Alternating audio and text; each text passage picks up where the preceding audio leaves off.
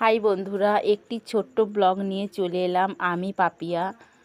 যদি এই ব্লগটি তোমাদের ভালো লাগে অবশ্যই লাইক কমেন্ট শেয়ার করে পাশে থাকবে। তো ব্লগটি হলো বন্ধুরা, শিবরাত্রির সকালবেলায় আমি এই ব্লগটি বানিয়েছিলাম। তো মা জগৎগৌরীকে তো আমার যারা কাছের বন্ধু আছো সবাই তো জানো। তো মা জগৎগৌরীর মন্দির কিসের জন্য এসেছিলাম শিবরাত্রির দিন। তো আমার মেয়ের প্রণাম সেবা মানত ছিল, তো তার জন্য তোমার দাদা ভাই আর আমার বড় মেয়ে প্রণাম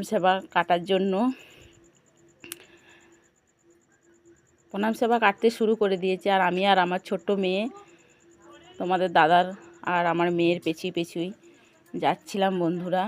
আর আমার এক বন্ধুর সঙ্গে দেখা হয়ে গেছিল, তো এই বন্ধুই আমার এই ছোট্ট ব্লগটি করে দিয়েছে। তো প্রণাম সেবাটা আমার মেয়েরই মানত ছিল, কারণ তোমার দাদাভাই বলছে আমি আমার মেয়ের সঙ্গে কাটবো।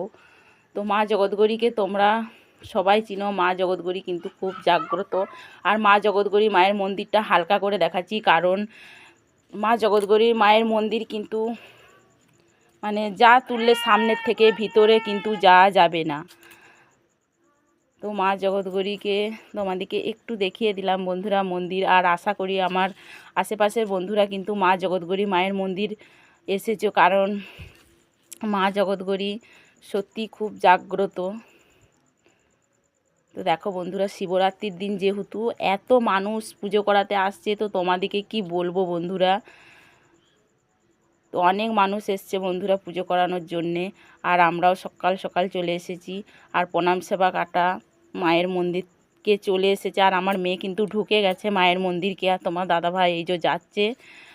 আর বন্ধুরা, মা জগৎগৌরীকে কেমন লাগলো কমেন্টে জানিও। আর আমার